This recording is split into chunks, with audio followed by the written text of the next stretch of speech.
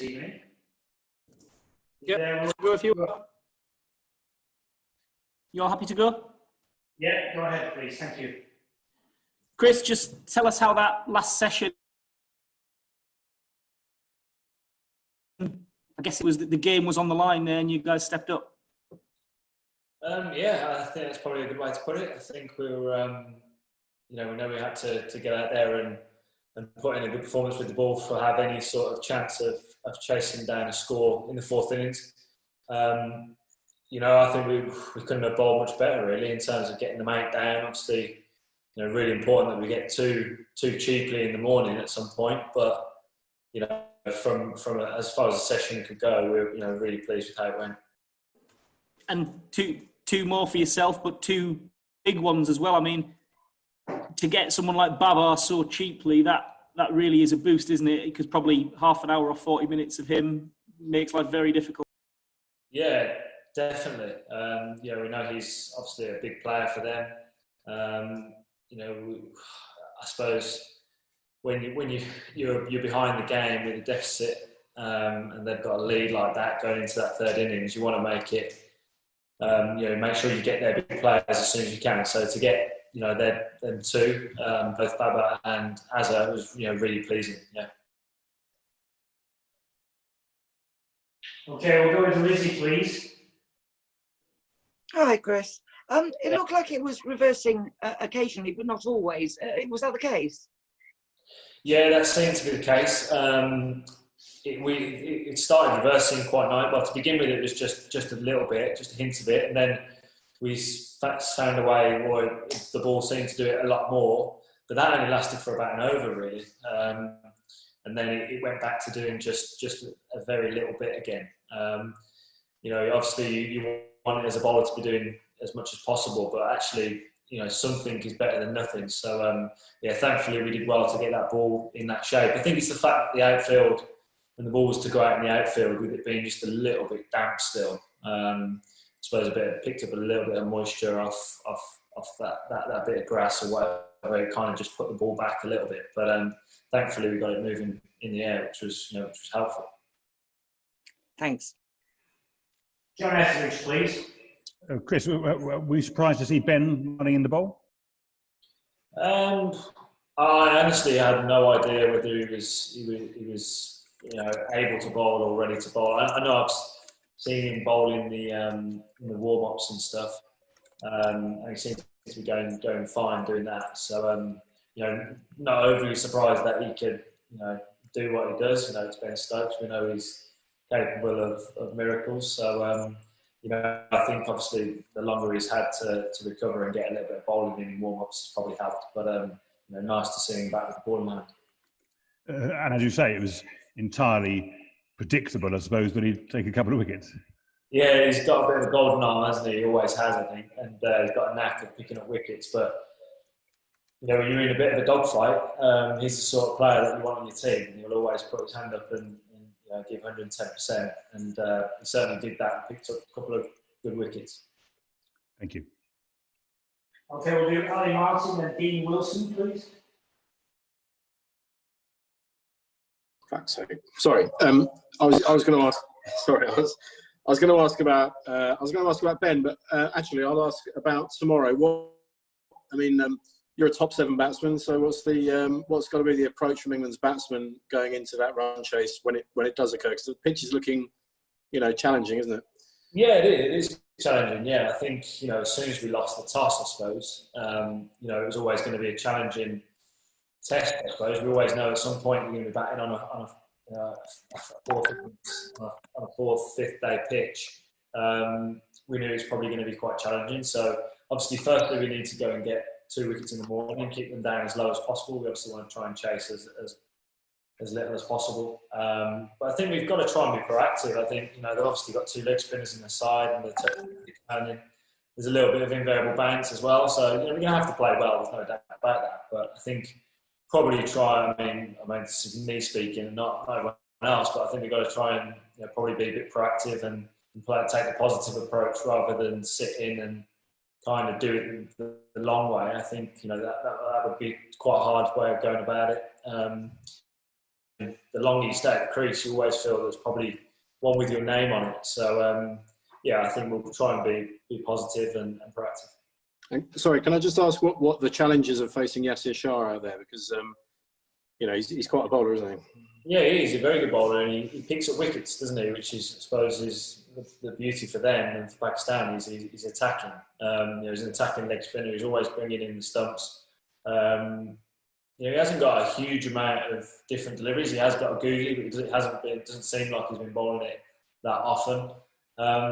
But he's quite, when he's on the stumps and it's spinning like that, you're obviously worried about both edges a little bit. So, he's a good bowler. We're going to have to play him well. As I said, try and be proactive and try and put the pressure back on them. There is always that pressure, with spinners bowling in the fourth innings. There is pressure on them as well. So, we'll try and remember that. And if we can put them under pressure and make them feel it a little bit, then that will hopefully work in our favour.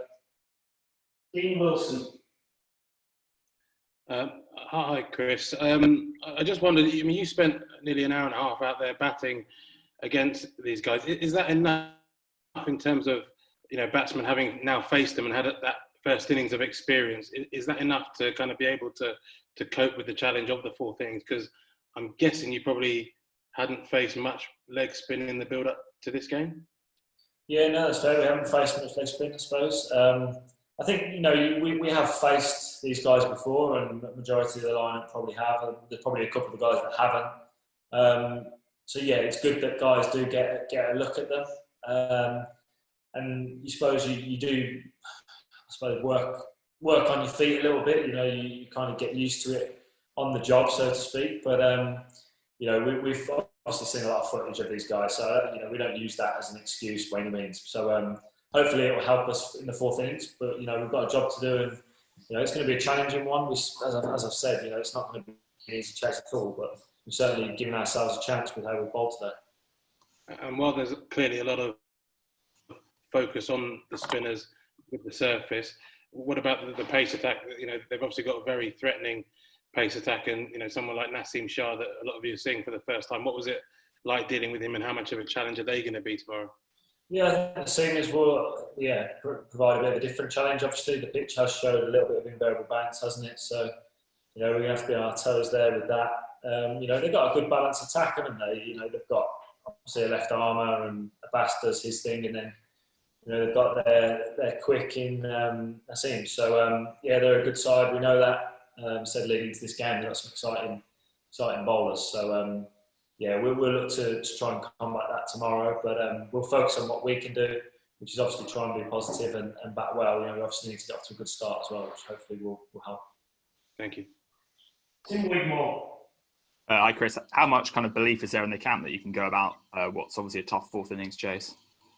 Yeah, I think there's always belief. I think you have to believe. It'd be stupid to come in us rocking up tomorrow thinking, if we lose 3 quick wickets, then we're done. You can't think like that. You have to believe that, and you'll hear overnight a lot about the records and chases and how many times it's been chased down in the fourth innings at Old Trafford. But, they're there to be broken. You've got to go out and believe that you can. There'll definitely be belief in the dressing room. There's no doubt about that. Whether it turns out that we don't chase it or we do, we'll always have the belief that we can go and do it. There's no doubt about that. And sort of how big an achievement would it be if you can turn this test around from a deficit of 100 in the first innings?